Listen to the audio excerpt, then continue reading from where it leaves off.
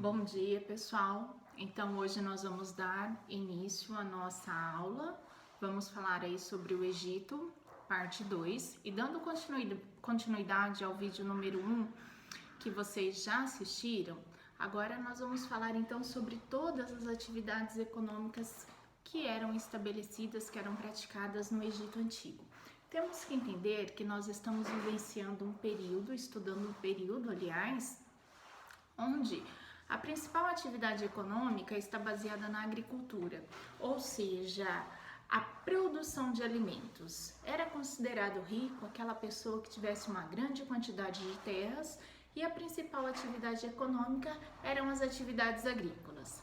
Bom, já sabemos então que no Egito Antigo eles cultivavam as margens do rio Nilo. Toda a produção agrícola estava ali. Com o passar do tempo, eles vão desenvolver técnicas que levam a água exatamente do leito do rio até áreas mais distantes, com a construção de canais, de diques, para poder irrigar e produzir em áreas mais distantes, já que ali no Egito eles também produziam grande quantidade de alimentos que abasteciam áreas distantes. Um exemplo disso, Roma. Grande quantidade de alimentos produzidos no Egito eram levados para abastecer aí pessoas que viviam no Império Romano. Então, olha só, ali eles cultivavam em grande quantidade. A base da alimentação dos egípcios era o pão e a cerveja. O que significa isso? Então, vamos lá. Vamos pensar em termos do povo brasileiro. Quando eu digo assim, olha, a base da alimentação do povo brasileiro é o arroz e o feijão, isso quer dizer que a nossa alimentação tem como principal o arroz e o feijão. Isso não quer dizer que nós comemos somente arroz e feijão, certo? Mas a base, o item principal na cultura do povo brasileiro é o arroz e o feijão. A mesma coisa acontecia com os egípcios. O principal, a base da alimentação, o pão e a cerveja, certo? Mas eles se alimentavam com alimentos muito variados, só que essa era a base da alimentação deles. O pão não era como o pão que nós conhecemos hoje, era aquele pão sem fermento. Como se você pensasse aí, olha, no pão sírio, certo? Aquele que você come, mas que a massa ela não cresceu. Era dessa forma o pão que eles comiam naquele período. Nessa época, pessoal, a religião era algo muito importante para os egípcios, tanto que nós vamos ter ali um governo teocrático, ou seja, um governo onde as leis elas são criadas, elas são estabelecidas de acordo com a religião. Ali nós tínhamos então os sacerdotes, a adoração aos deuses muito variados, certo?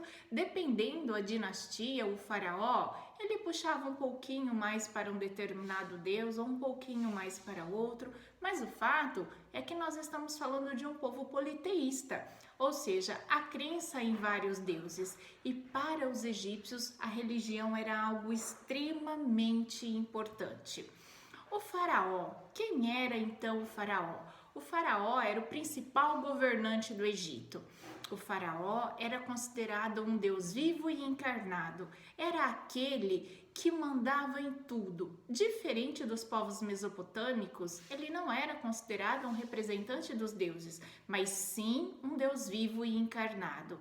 Ali, na presença do faraó, todos se curvavam. Por quê? Porque ele era o Deus vivo e encarnado, era a principal autoridade egípcia.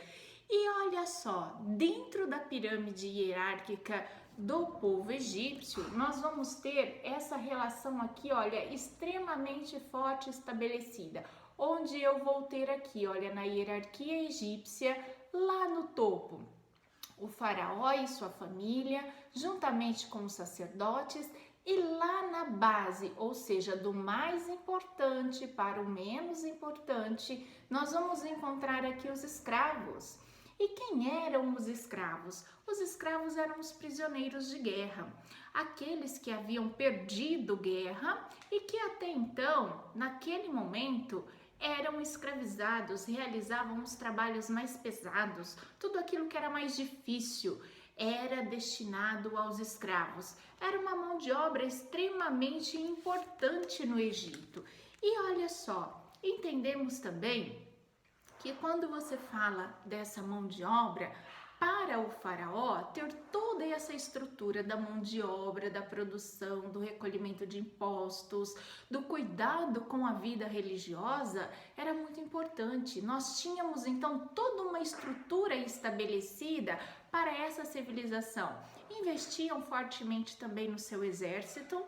Aliás, por um bom tempo, os egípcios eles foram dominados pelos hicsos, exatamente porque eles tiveram um longo período de paz e descuidaram do seu exército e acabaram sendo dominados.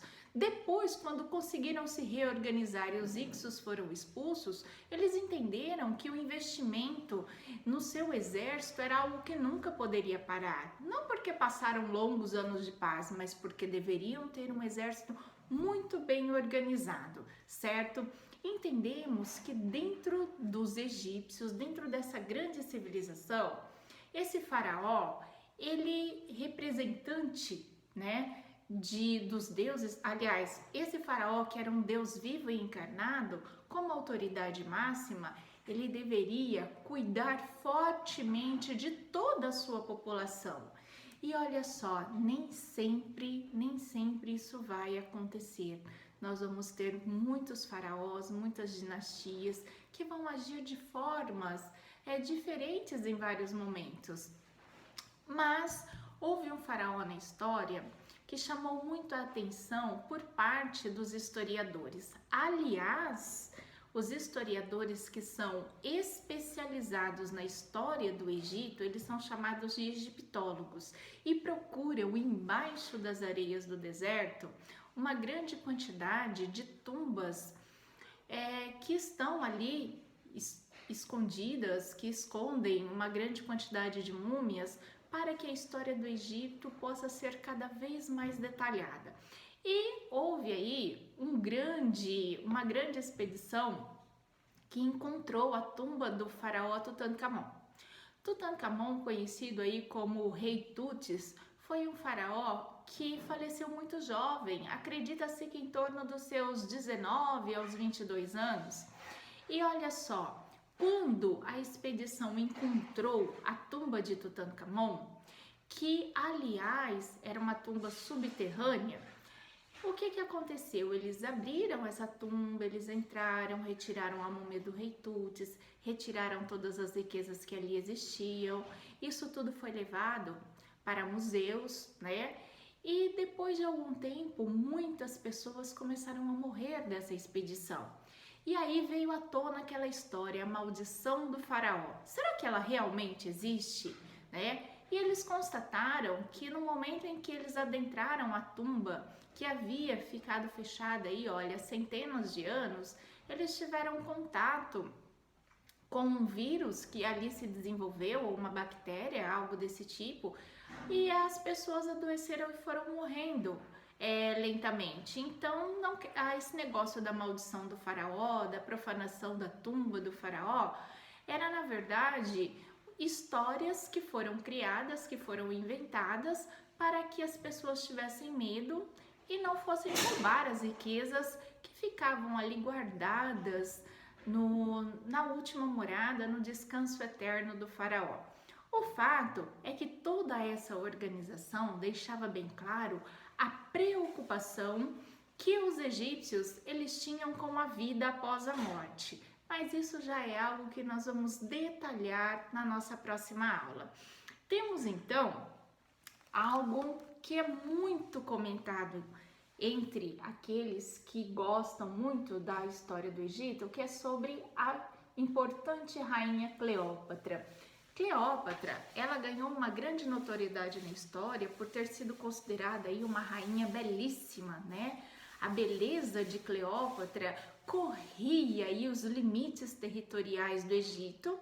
E olha só, ela foi o grande amor de dois grandes e importantes generais romanos, que nós vamos ter aí primeiramente Júlio César e depois Marco Antônio.